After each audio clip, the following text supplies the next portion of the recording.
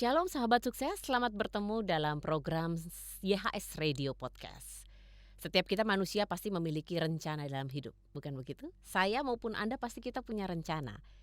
Rencana dalam hal keuangan, rencana studi, rencana pernikahan. Nah, yang untuk yang ketiga ini, yang namanya pernikahan, pasti ketika kita merencanakan untuk menikah, kita sudah mempersiapkan segala hal dengan baik, dengan sesempurna mungkin supaya pernikahan ini bisa berjalan dengan hikmat, bisa berjalan dengan sukses gitu ya, sesuai dengan harapan kita. Tetapi bisa dibayangkan apa jadinya ketika kita sudah merencanakan pernikahan sedemikian rupa, tiba-tiba pernikahan itu batal seketika karena mempelai wanita secara sepihak membatalkan pernikahan ini dengan alasan mendengar suara Tuhan. Wow, kita akan simak, kita akan mendengarkan ceritanya langsung bersama narasumber saya, Putri Huta Barat. Shalom Putri. Shalom Kak. Sehat ya? Iya, puji Tuhan, sehat. Puji Tuhan. Putri, mendengar kesaksianmu tentang ketika kamu membatalkan pernikahan dengan alasan kamu mendengar suara Tuhan. Ini dahsyat loh alasannya ya. Apakah memang dari dulu sedemikian dekatnya kamu dengan Tuhan, Put? Tidak juga Kak. Tidak. Terus gimana kamu bisa yakin kalau itu suara Tuhan, Put? Bagaimana? Kapan ceritanya dan bagaimana awal kamu mendengar suara Tuhan? Oke.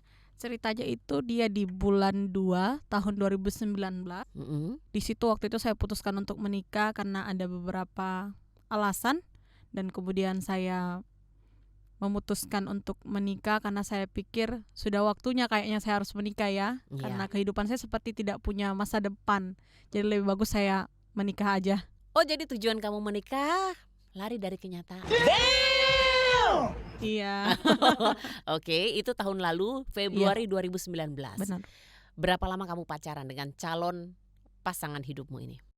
Sekitar hampir 5 tahun kita pacaran. 5 tahun. Iya. Dan suatu saat ada titik di mana kamu mendengar suara Tuhan. Benar. Kapan itu, Put? Itu waktu 2 hari sebelum saya mau menikah. Oh. Jadi menikahnya tanggal berapa rencananya? Tanggal 20 Februari 2019.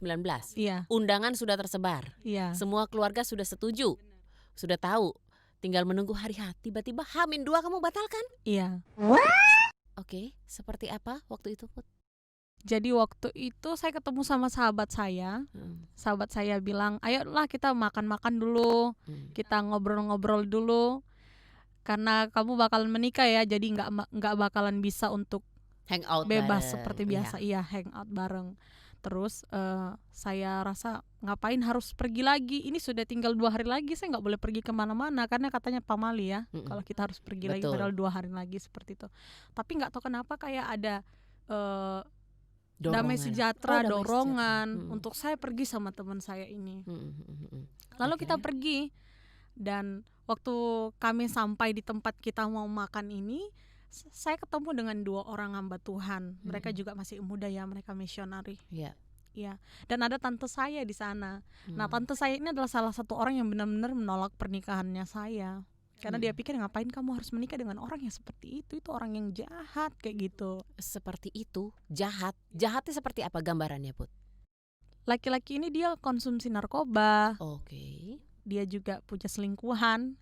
Kamu tahu itu? Saya tahu. Dan kamu tetap memutuskan untuk menikah dengan dia untuk menghabiskan sisa hidupmu, Put? Iya. Wow. Kenapa? Apakah ada sesuatu terjadi sehingga kalian harus terpaksa dinikahkan? Iya, benar. Oke, baik. Akhirnya ketika tantemu tidak setuju dan kamu bertemu dengan 2 misionaris ini, apa yang terjadi? Kemudian saya diajak duduk dulu ya. Ayo Put, duduk dulu. Ya udah, saya duduk. Terus dia bertanya sama saya, oke Put, kita langsung aja ya ke pembicaraan kita. Jadi saya bingung ini pembicaraan apa, seperti itu kan, karena saya juga nggak ngerti. Terus pertanyaan yang dia tanya sama saya itu adalah, tujuan kamu menikah apa? Terus saya diam, saya nggak bisa jawab karena saya juga nggak ngerti kenapa saya harus menikah ya, bener juga ini gitu ya. Walaupun dalam benakmu kamu berkata, saya hidupku seperti tidak ada pengharapan, lebih baik menikah gitu ya. Iya. Tapi kan mereka nggak tahu apa yang terjadi seperti itu. Saya pikir mereka nggak tahu, ternyata mereka tahu apa yang terjadi dalam hidup saya. Jadi kenapa saya memilih untuk menikah adalah karena saya sudah jatuh ke dalam pergaulan bebas. Oke. Kita hampir 4 tahun itu sudah tinggal satu atap. 4 tahun tinggal satu atap. Iya. Baik. Jadi selama pacaran yang kamu bilang 5 tahun itu sudah hidup seperti layaknya suami istri. Benar. Oke. Kemudian apa yang temanmu misionaris ini katakan kepadamu? Banyak sih perkataan-perkataan yang saya seperti tidak mau dengarkan dari dia. Tapi pertanyaan itu seperti highlight sekali buat saya, garis besar sekali. Dan kemudian seperti saya dibawa kepada pengalaman saya waktu 4 tahun belakangan pacaran dengan ini laki-laki. Jadi saya ingat di mana dia dulu sering pukul saya. Wow. Dia juga sering tinggalkan saya. Ternyata dia mengkonsumsi narkoba sama teman-temannya. Dan kemudian pernah satu kali saya tahu sendiri kalau dia ternyata punya hubungan juga sama orang lain di kampungnya dia. Oke. Di situ hidup saya benar-benar rasanya kayak ini udah hancur, udah nggak ada lagi harapan. Saya merokok ya. Itu saya merokok, saya seperti benar-benar kehilangan harapan. Satu kali terakhir sekali itu waktu kita sudah mau menikah 2 minggu sebelum menikah, saya sempat dipukul sih sama dia di tengah jalan. Wow, oke, itu sudah kamu lalui semua. Nah, sampai kepada titik di mana kamu mendengar suara Tuhan, kapan itu, Put? Waktu kita bincang-bincang sama teman-teman dari misioner ini, kemudian dia bilang seperti ini, daripada kamu harus menikah, mengakhiri kehidupan kamu dengan kamu menikah, punya anak, kemudian anakmu besar dan kamu gak tahu kamu mau ngapain lagi dalam kehidupannya kamu, lebih bagus kamu sekolah lagi. Dia bilang seperti itu. Saya pikir mau sekolah apa? Ternyata yang dia maksud adalah sekolah pemuritan. Seperti itu. Di sana kamu nanti akan dibentuk Tuhan, disembuhkan Tuhan. Dia bilang seperti itu. Dan saya pernah dengar sih dengan sekolah ini karena saya pernah dengar bahwa ini sekolah yang mahal. Saya berpikir dari mana saya punya uang untuk sekolah di tempat ini. Terus dia kasih saya pertanyaan yang menurut saya pertanyaan yang tajam ya. Cuman jawab iya atau tidak. Dia bilang, kamu mau lanjut menikah atau kamu mau lanjut sekolah ini, mau ikut sekolah ini? Di antara dua pilihan itu iya. ya?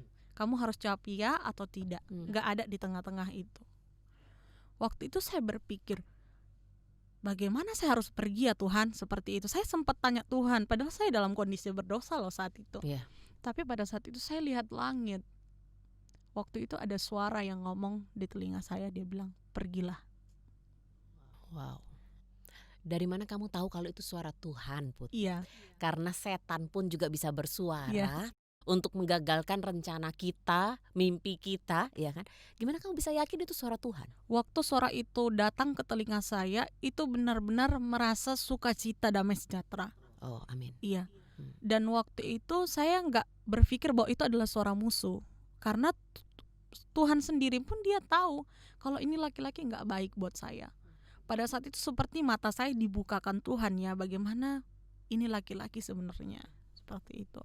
Di situ saya mulai mantap untuk bilang, saya mau pergi. Kamu tidak lagi ragu dan berkata hidupku tidak ada pengharapan? Tidak lagi. Justru itu seperti hilang ya waktu saya dengar suara Tuhan. Justru sepertinya mulai muncul harapan ya, iya, Put ya? Benar-benar muncul harapan di situ. Oke. Satu kali itu kamu mendengar suara Tuhan atau ada pengalaman lain bersama Tuhan? Ada. Apa itu, Put? Jadi waktu saya memutuskan untuk menikah waktu itu, saya didatangi mimpi. Itu mimpi saya percaya bahwa Tuhan itu bisa berbicara lewat mimpi. Kemudian dalam mimpi ini saya ada di satu goa. Goa ini penuh dengan darah, sampai darah itu sampai ke lututnya saya. Kemudian ada rambut yang jatuh dari atas di goa ini. Terus saya dapat pengertian waktu saya bangun. Saya dapat pengertian bahwa darah itu adalah darah Yesus. Dan rambut itu berbicara tentang kemuliaan. Saya dikasih pengertian seperti itu, bahwa kemuliaan Tuhan itu sudah saya kotori. Darah Yesus itu sudah saya buang-buang dengan seperti tidak berfaedah darahnya Yesus seperti itu. Dan kemudian di situ saya kayak, aduh Tuhan, ini kok saya rasa tidak damai sejahtera sekali beberapa saat ini. Saya padahal sudah harus mau menikah. Kenapa ada perasaan seperti ini, seperti itu? Dan saya makin mantap lagi ya waktu saya ingat lagi bahwa saya pernah bermimpi tentang hal ini, dan kemudian saya akhirnya dengar suara Tuhan waktu itu. Iya. Dan kamu memutuskan dengan sangat percaya diri bahwa saya tidak mau menikah. Bagaimana kamu menyampaikan ini kepada keluargamu dulu sebelum kepada keluarga mempelai pria? Sebenarnya kalau untuk keluarga, kayak papa saya secara pribadi nggak terima dengan pernikahannya kami. karena ini sangat tidak baik yang menurut adatnya kami orang Batak seperti itu. Dan kemudian tante saya ada di tempat itu waktu kita ngobrol sama teman-teman ini. Dan dia benar-benar bersyukur karena akhirnya saya memutuskan untuk tidak menikah. Saya bilang sama teman-teman ini, saya nggak mau menikah, tapi tolong saya bagaimana caranya saya harus ngomong ke mereka, karena mereka tahu kita akan menikah 2 hari lagi. Lalu teman saya cuman bilang seperti ini sama saya, kamu memulai segala sesuatu selesaikan dengan baik, ayo kita ke rumah mereka. Dia bilang seperti itu, dan kita akhirnya ke rumahnya laki-laki. Oke, tapi kamu sebelumnya sudah bicara sama kedua orang tua? Saya lost kontak sama kedua orang tua saya, karena juga mama sama papa saya kan mereka cerai waktu saya lahir. Oh begitu. Iya. Jadi sejak kamu lahir kamu tinggal sama siapa? Sama neneknya saya dari papa.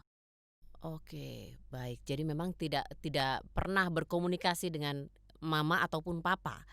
Jadi yang berpihak sebagai keluargamu ini adalah nenek ya? Iya. Tapi yang kamu bilang papa tadi? Jadi neneknya saya ini dia sudah meninggal. Cuman ada tantenya saya di situ. Oh, tante. Iya. Oke. Ada tante saya, ada omnya saya juga. Itu yang membesarkan saya. Oke. Jadi ketika kamu menyampaikan ke mereka kalau kamu mau membatalkan pernikahan, apa respon mereka? Mereka senang banget ya. Senang banget ya. Bersyukur ya. Oh Tuhan, terima kasih kau sadarkan dia, begitu ya. Benar. Oke. Nah, terus bagaimana kamu ketika bertemu dengan mempelai pria? Iya. Dan keluarga. Ini yang seru sih menurut saya. Karena waktu saya datang, ini si laki-laki tidak ada di rumah, dia lagi pergi naik motor. Kemudian saya datang ke rumah, ketemu dengan orang tuanya si laki-laki. Ada juga di situ kakak laki-lakinya, ada juga kakak iparnya. Terus kita ngobrol. Saya bilang, maaf ya, saya panggilnya Bow ya. Maaf ya Bow, saya tidak bisa menikah. Ini berapa hari sebelum hari H, Put? H-2. H-2. Iya. Luar biasa loh, Put ya. Iya. Itu perlu mental loh. Benar. H-2 membatalkan pernikahan ke keluarga mempelai pria. Alasan apa yang kamu berikan ke mereka, Put? Saya bilang saya dengar suara Tuhan. Oh, tetap memberikan alasan itu. Apa respon mereka? Mereka pasti bingung ya, masa sih seperti itu kan? Iya. Tapi saya nggak peduli dengan apapun yang mereka katakan. Saya datang ke rumah itu untuk membatalkan apapun yang mereka komentar. Saya udah nggak peduli lagi. Yang penting saya sudah pegang, saya dengar suara Tuhan. Seperti itu. Dan kemudian mamanya bilang, yang penting jangan pernah menuntut kami ya kalau akhirnya kamu itu tidak jadi menikah sama anakku. Seperti itu. Saya bilang, saya tidak akan menuntut.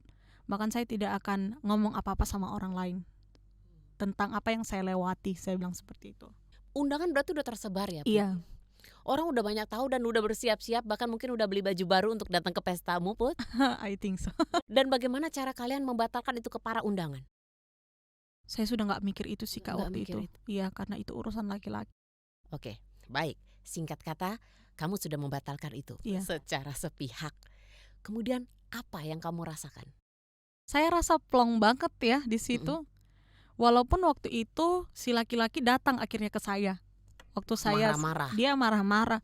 Dia bahkan ambil pisau, dia sayat-sayat tangannya. Dan saya udah gak peduli lagi dengan hal itu. Saya gak tahu ya kenapa saya punya kekuatan baru yang benar-benar ekstra menurut saya. Padahal dulunya saya benar-benar kayak cinta sekali sama ini laki-laki ini, jangan kenapa-kenapa kayak gitu. Tapi waktu saya lihat itu, saya benar-benar sudah gak rasa lagi cinta. Saya gak rasa sayang lagi sama dia. Itu seperti hilang. Lalu dia bilang seperti ini, kenapa kau tinggalkan pernikahan kita? Kau tuh terlalu tega. Dia bilang seperti itu. Terus saya bilang, saya minta maaf. Terus saya pergi. Saya gak pernah lagi hubungi dia semenjak dari situ.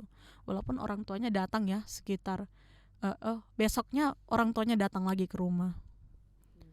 Mau antarkan baju-bajunya saya. Dan kemudian bilang lagi, jangan kamu tuntut keluarga kami. Jadi kami bilang, kami gak akan menuntut. Wow. Kemudian apa langkahmu berikutnya setelah kamu berhasil lepas dari ikatan ini, Put? Iya, jadi waktu itu saya harusnya berangkatnya itu tanggal 21. Saya mau pergi ke Makassar untuk sekolah pemuritan. Tapi saya berpikir, aduh saya tidak punya uang.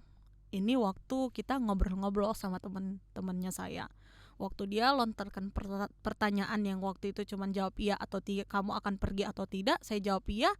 Kemudian 5 menit lagi ada yang memberkati saya 1 juta rupiah. Pas untuk beli tiket ke Makassar? Iya, itu masih setengah sih.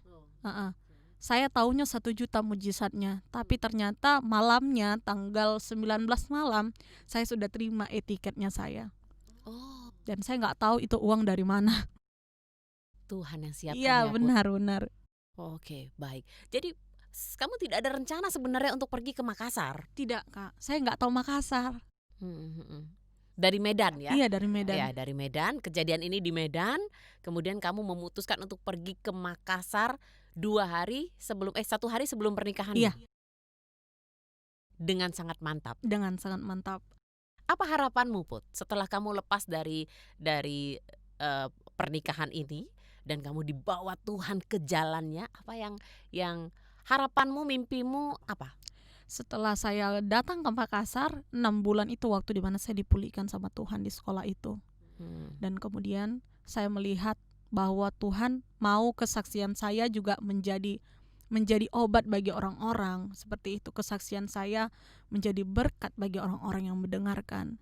Dan saya melihat itu terjadi. Kamu bersaksi Saya kemana-mana tentang kebaikan Tuhan. Benar. Termasuk melalui YHS Radio Podcast ini, Sahabat Sukses. Wow. Mungkin kita sebagai manusia memiliki rencana dan kita menganggap rencana itu sudah paling keren, paling oke. Tiba-tiba dalam sekejap kalau bukan Tuhan yang punya rancangan yang lebih dahsyat, ya, itu tidak akan terjadi, Sahabat Sukses.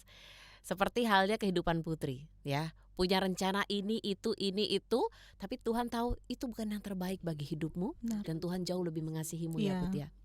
Oke. Kemudian sekarang apa yang kamu lakukan, Put? Sekarang? Iya, di Makassar ini. Oke, puji Tuhan ya. Sekarang setelah di Makassar, Tuhan percayakan saya ada di Pemuritan juga sebagai salah seorang pemimpin di sana. Dan di sana kita akan melatih banyak anak-anak muda. Mereka dengan background apapun, mereka yang tidak sekolah ataupun sekolah, kita bisa buat mereka sebagai, maksudnya Tuhan bisa mengubahkan mereka di sana menjadi wadah untuk membuat mereka berubah, dan kemudian mereka bisa menjadi misionari. Mereka juga bisa menjadi anggota DPR atau anggota apakah itu ya, seperti itu. Pokoknya semuanya atas dasar takut akan Tuhan. Kita utamakan mereka adalah orang-orang yang takut akan Tuhan.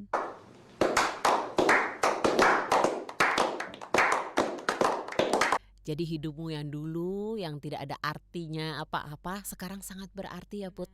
Menjadi berkat bagi banyak orang ya, Putri ya. Ngomong-ngomong, kan dulu kondisi kedekatanmu dengan kedua orang tua renggang ya, karena sejak kecil tidak pernah bertemu. Sekarang ada nggak kerinduan untuk kembali berkomunikasi sama ayah dan ibumu? Jadi waktu sekolah waktu itu di minggu ketiga mama saya meninggal. Minggu ketiga setelah kamu di Makassar, mama meninggal? Iya, waktu saya sekolah. Tapi saya rasa dari Tuhan bahwa saya enggak usah pulang di situ.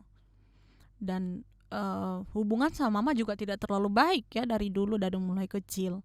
Tapi kalau sama papa masih tetap baik. Jadi di tahun 2020 saya ada rekonsiliasi sama papanya saya. Saya minta maaf sama papanya saya di situ sebagai seorang anak. Saya datang, saya bicara serius dengan mereka dan saya bilang, saya minta maaf, Pak, atas cara pandang saya yang salah sama bapak dengan mama. Pada saat itu saya sudah punya mama tiri. Jadi sekarang hubungan saya dengan mama saya tiri dengan papa saya ini sangat baik. Amin, puji Tuhan. Iya. Oke, jadi sudah diperbaiki juga hubungannya. Sangat baik, iya benar. Wow, Putri, ini luar biasa kesaksianmu. Kamu punya pesan tersendiri gak untuk sahabat sukses yang sekarang sedang menyimak program kita, Put? Iya, jadi saya mau menguatkan teman-teman bahwa rancangan Tuhan adalah rancangan yang terbaik. Terkadang kita berpikir bahwa saya sudah susun rencana-rencananya saya sudah menjadi yang terbaik dalam rancangan-rancangan saya. Ternyata tidak.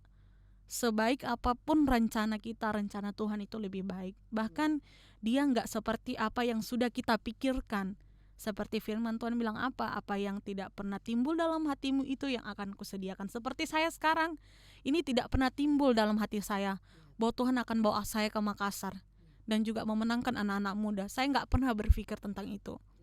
Jadi setiap rancangan Tuhan justru adalah hal yang tidak pernah kita pikirkan. Oke, baik.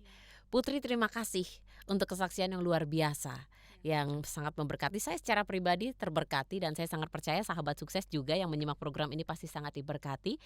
Firman Tuhan berkata dalam Yeremia 29 ayat 11, sebab aku mengetahui rancangan-rancangan yang aku rancangkan atasmu, firman Yahweh, rancangan damai sejahtera, ya Putri ya. Amin. Dan bukan rancangan kecelakaan, untuk memberikan kepadamu masa depan dan pengharapan. Seperti Putri sekarang hidupnya penuh dengan pengharapan di dalam Kristus.